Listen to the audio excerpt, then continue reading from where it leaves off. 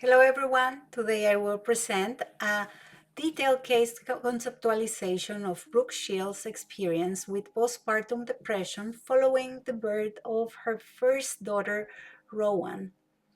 My primary source is Brooke Shields' memoir, Down Came the Rain, My Journey Through Postpartum Depression.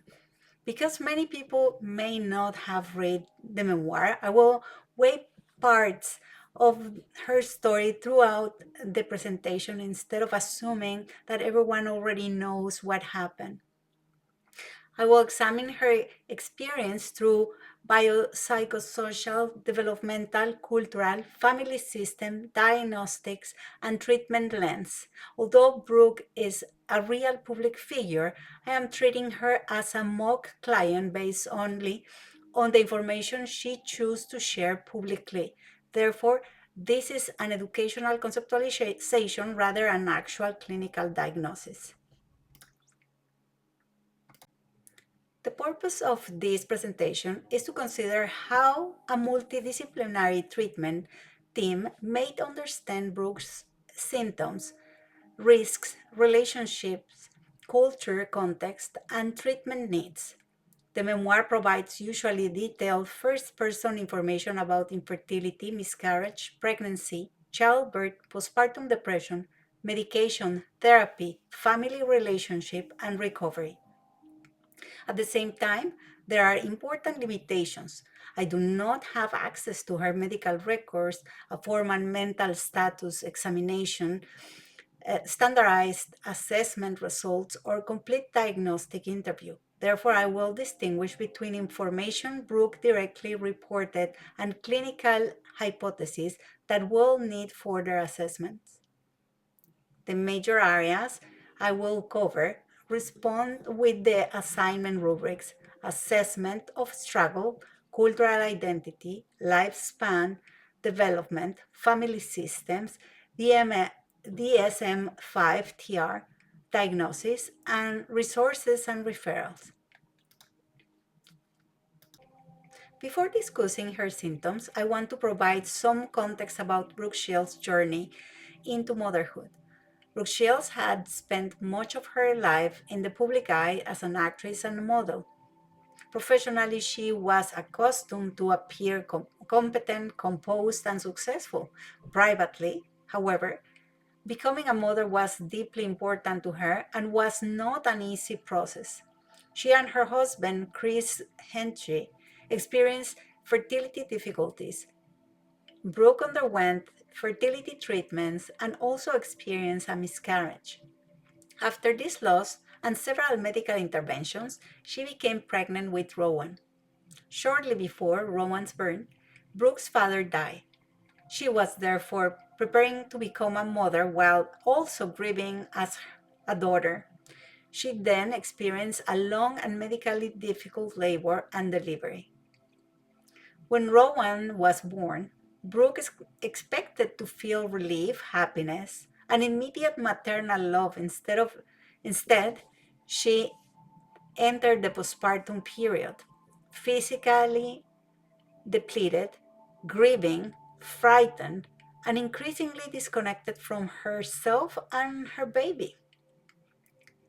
This accumulation of reproductive stress, bereavement, traumatic delivery, physical recovery, and role transition provides the background for understanding what's followed.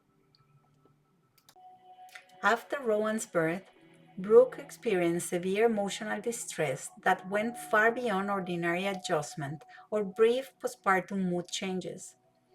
Brooke described suicidal and escape related thoughts, including thoughts about jumping from a window or running away. She also experienced frightening, intrusive thoughts about terrible things happening to Rowan.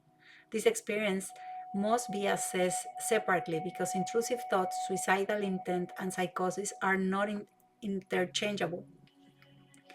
A clinician will ask whether the thoughts were unwanted and frightening, whether Brooke wanted to act on them, whether she had intended or a plan or access to means, and whether she was experiencing hallucinations, delusions, severe confusion, or impaired reality testing. Brooke's memoir also includes stories from other mothers who describe not feeling attached, crying constantly, wanting to escape, or needing family intervention. These were not all Brooke's personal symptoms. Their stories help her understand the seriousness of postpartum depression and recognizing that she was not alone. The biological transition after childbirth is significant, and the body does not simply return to normal immediately after delivery.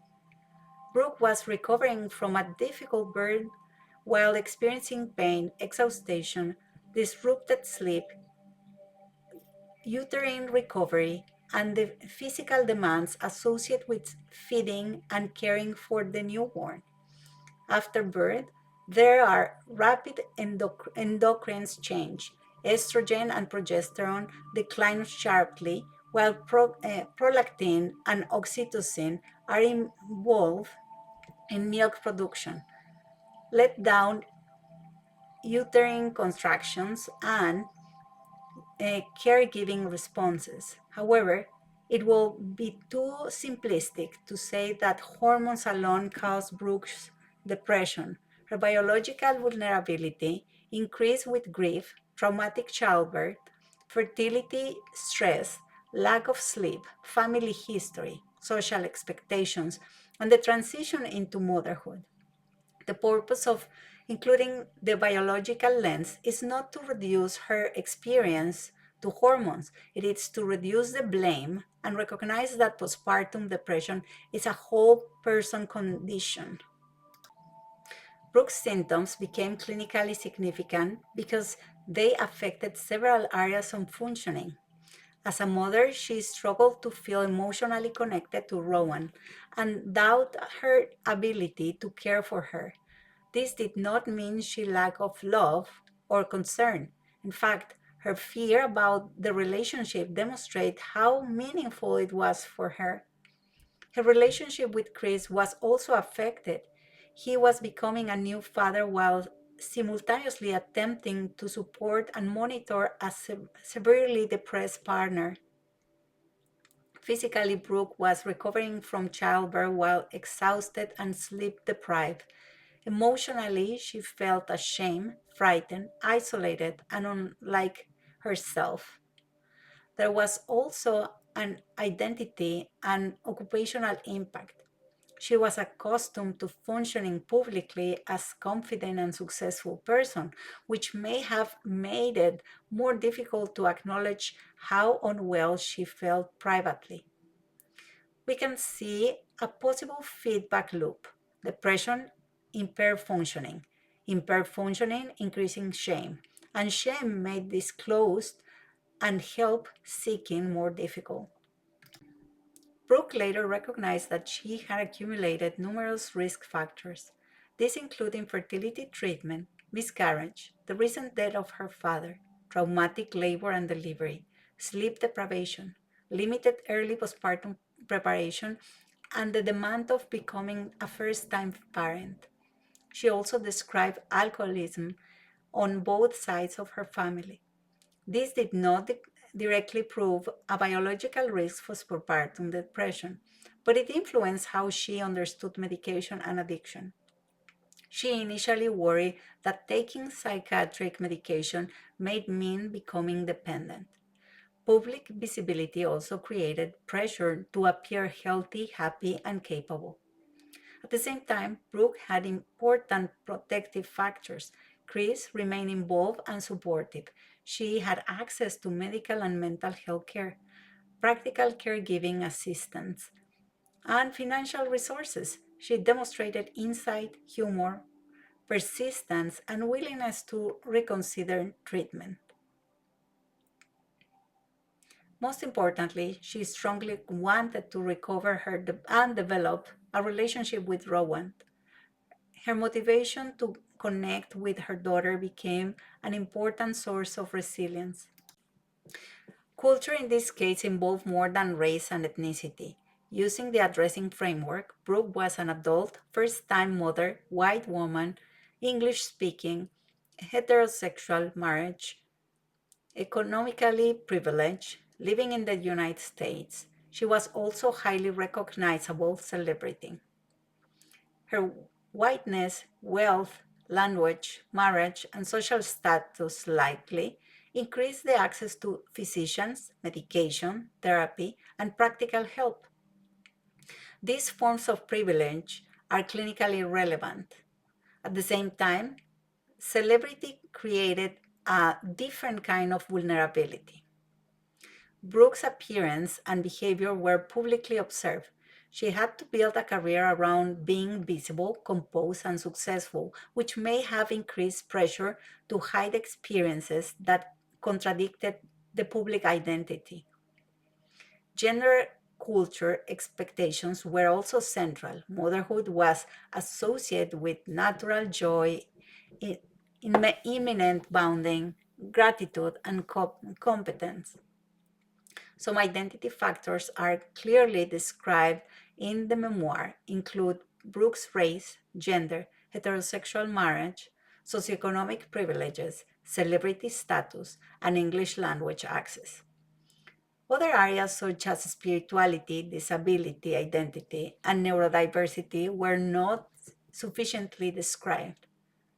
A cultural humble counselor will ask rather than assume what motherhood, privacy, medication, family support, success, and help seeking mean to Brooke. The counselor will also recognize that privileges and severe suffering can coexist. Her resources increase access to treatment while celebrity and cultural expectations may have interfered shame, pressure, and appear well.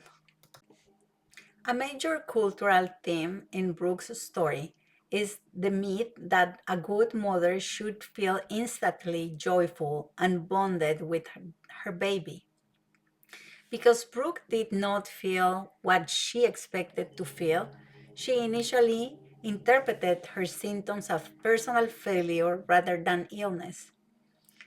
This discussion is critically important. Depression told her that the symptoms reflected who she was, an inadequate or defective mother. Kleiman and Waller explain that postpartum symptoms often do not feel like symptoms to the mother. They can feel like evidence of her identity or character. The counselor's role will be to normalize postpartum mental health difficulties without minimizing the seriousness. A helpful message may be: these thoughts and emotions are symptoms that deserve assessment and treatment. They do not define your character or determine your future relationship with your baby. This reduces shame while maintaining appropriate attention to safety. The transition into motherhood is a major developmental process, sometimes called matrescence. Like adolescence, matrescence involve changes in the body identity, relationship, priorities, responsibilities, and sense of self. Brooke moved from primarily identifying as a daughter, wife, actress, and independent adult into the role of mother. Because she had worked so hard to become pregnant, she may have expected this transition to feel especially meaningful and rewarding. Instead, depression disturbed her anticipated movement into caregiving and generativity. Using Erickson's framework, adulthood often involves the developmental task of generativity, caring for the next generation and developing a sense of contribution. Brooke wanted to embrace this role, but depression temporarily interfered with her feelings of competence and connection. Early relational experiences with her own mother may also have become more emotionally active during this transition. This will be a clinical hypothesis to explore, not something to assume.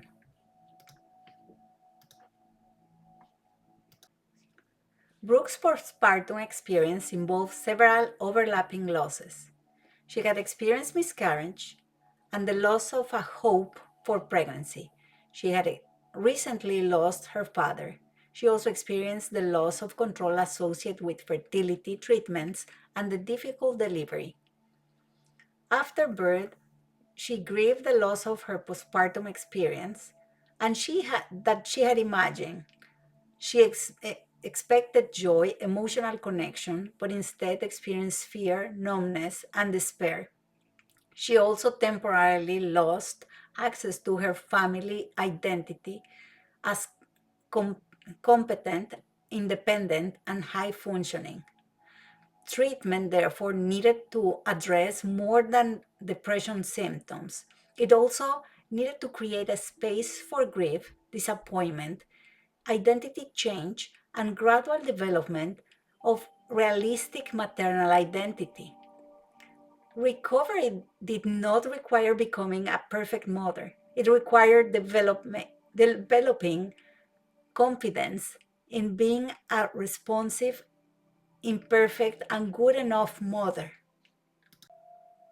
Although Brooke was the identified client, postpartum depression affected the entire family system. Brooke, Chris, and Rowan were forming a new family unity under significant stress. Chris became a father, partner, caregiver, and support person at the same time. Brooke's symptoms affected Chris emotionally and practically. These responses, availability, and level of understanding also affected Brooke's sense of safety and shame. Roa's normal infant needs, increased sleep, disruption, and caring demands, but Rowan did not cause the depression. From a family system perspective, we experience reciprocal patterns rather than locating the entire problem inside one person.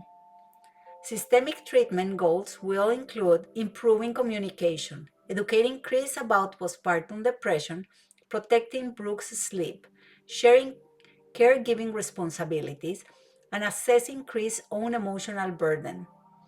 Couples or family sessions could help the family discuss fear and resentment without blame. Several intergenerational themes appear in Brooke's story. She described alcoholism on both sides of her family. This history influenced her beliefs about substance control, dependence, and psychiatric medications. It contributed to her early concerns that taking medications may lead to addiction or loss of control.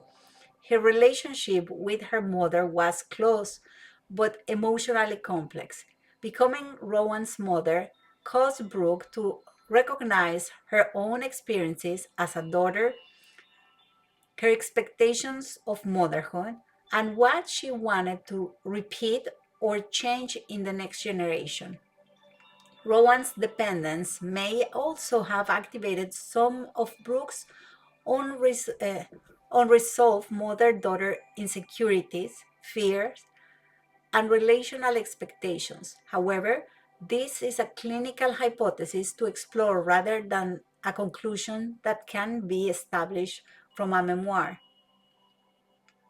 A family systems counselor may explore boundaries, expectations, dependence, and whether all their beliefs or fears were being projected onto present relationships. The purpose will not be to blame Brooke's mother or pathologize their closeness. Instead, the goal will be to understand how early relationship may influence Brooke's current maternal identity and emotional responses. Integrational patterns also include resilience. Brooke's family demonstrated loyalty, emotional connection, humor, persistence, practical support, and the capacity for relational repair. The clinical focus will be strengthening healthy boundaries, increasing communication, reducing projection and shame, and supporting Brooke and Chris as they develop their own co parenting identity. The most likely DSM 5 TR diagnosis is major depression disorder, single episode severe with peripartum onset. Postpartum depression is a commonly used clinical term, but it is not a separate DSM-5 TR diagnosis. Evidence support major depression, including severe depressed mood, hopelessness, guilt, impaired functioning, emotional disconnection, loss of confidence, and suicidal or death-related thoughts. The episode caused Mark distressed and interfere with mental, relational, emotional, and everyday functions. The, with peripartum onset specifier is appropriate because Brooke describes symptoms beginning very soon after Rowan's birth. The DSM-5 TR, this specific applies when the mood episode begins during pregnancy or within 4 weeks following delivery. The severe designation is supported by intensity of her distress, safety concerns, and functional impairment. At the same time, this remains a provisional educational diagnosis. The memoir does not provide a structured diagnostic interview, formal mental health status examination, exact daily symptoms, medical records, or a complete longitudinal assessment for bipolar disorder. Therefore, the diagnosis is strongly supported by the available evidence, but it should not be presented as definitive clinical diagnosis.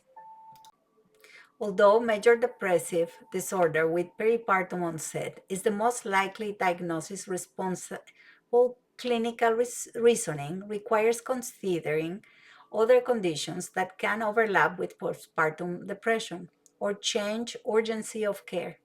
First, transient postpartum baby blues are unlikely because Brooke's symptoms were severe, persistent, impairing, and including significant safety concern.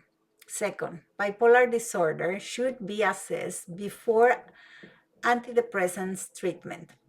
A clinician will ask about a history of mania or hypomania, including decreasing need for sleep, unusual elevated or irritable mood, increased energy, impulsivity, rapid speech, racing thoughts, or grandiosity.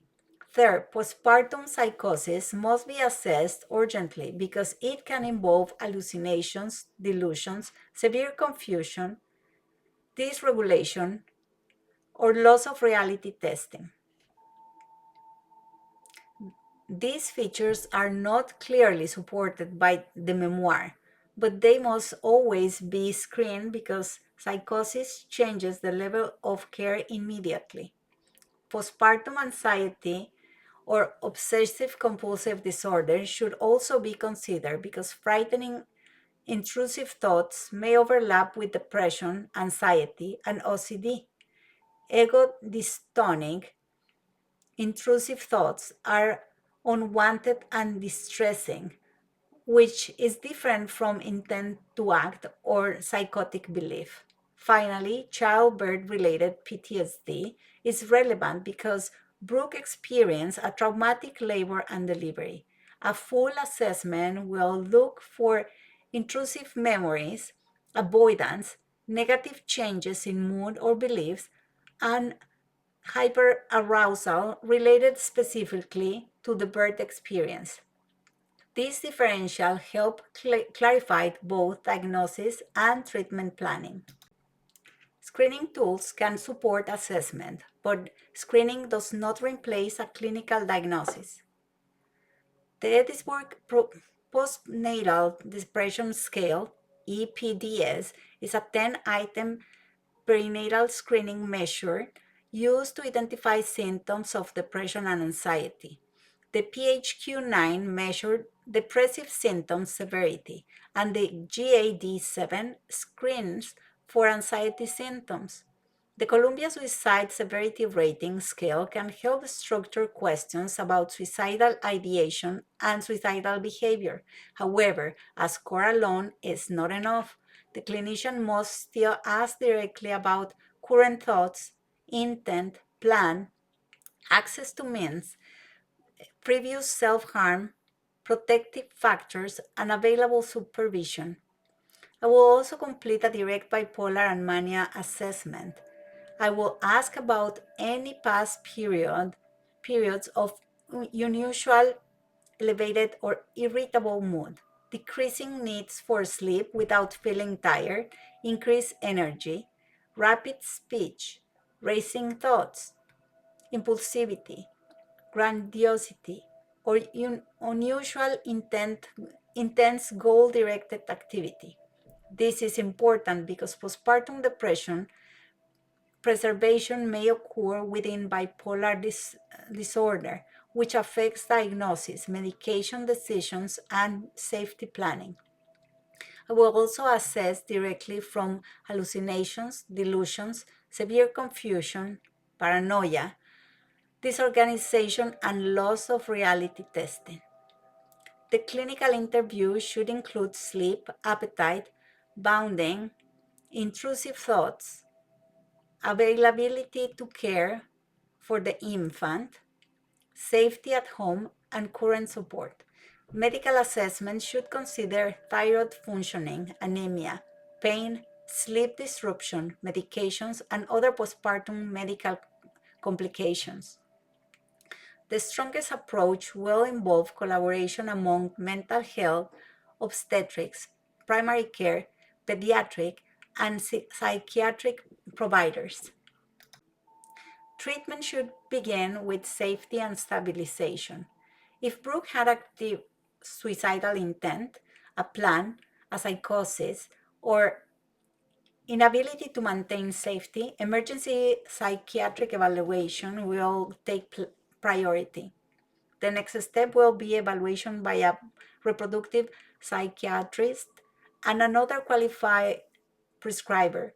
Medication decision should consider symptom severity, prior response, medical status, breastfeeding goals, personal preferences, and potential risks and benefits. Psychotherapy could include cognitive behavioral therapy to address hopeless thinking, guilt, avoidance, and reduce activity. Interpersonal psychotherapy will also fit this case because it addresses grief, role transition, conflict, and changes in social support.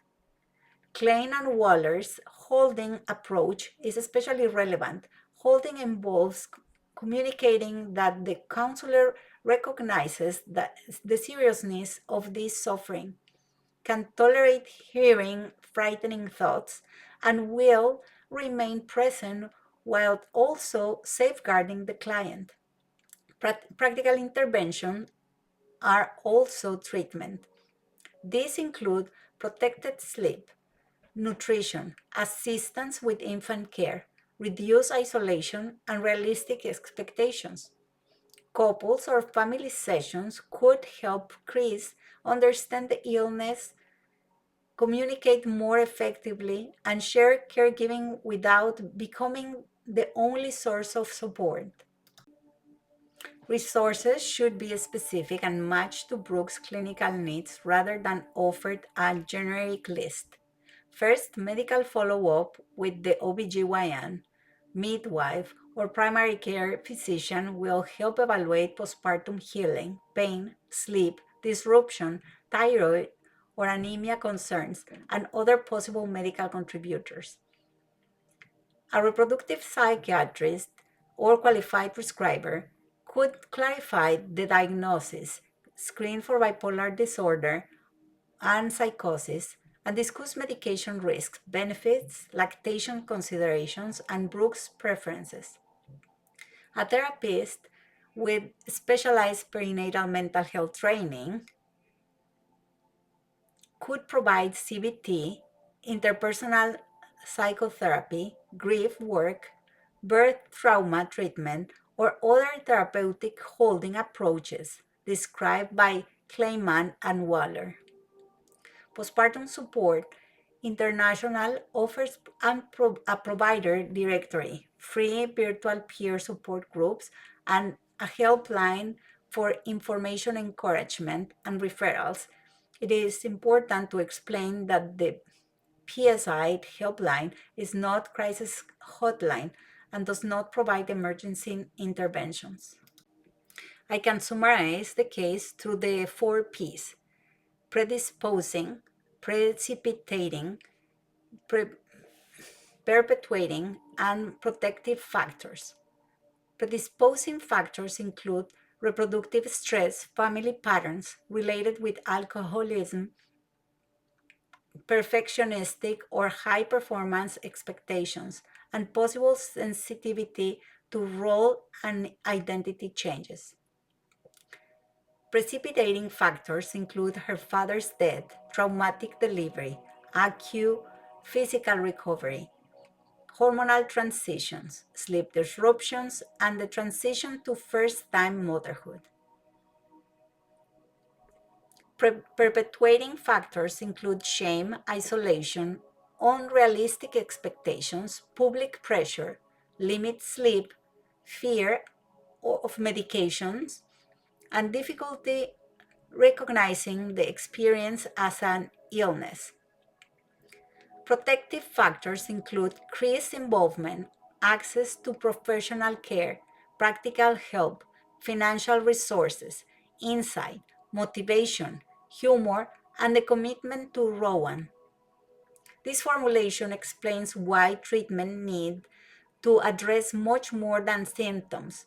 Effective treatment includes safety, biology, grief, identity, relationship, culture, sleep, and practical support.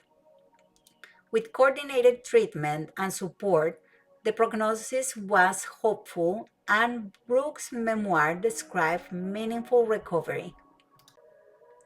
Brooke Shields' story demonstrates that postpartum depression is a whole person and a whole family condition. The body contributes through childbirth recovery, endocrine changes, lactation demands, pain, and sleep disruption. The mind contributes through grief, guilt, fear, hopelessness, identity disruption, and shame.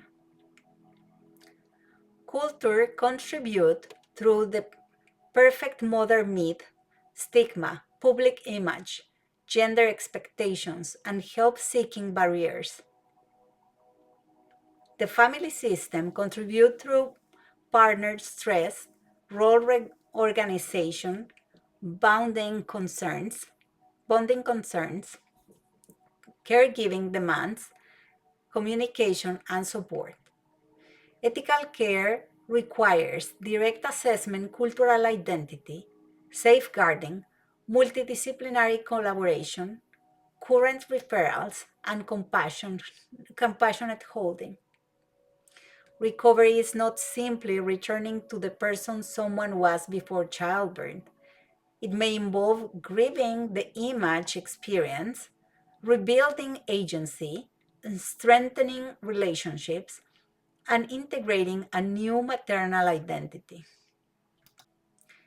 These final slides contain the memoir, DSM-5TR, course text, handbook chapters, screening literature, clinical guidance, and current professional resources used through the conceptualization. Thank you.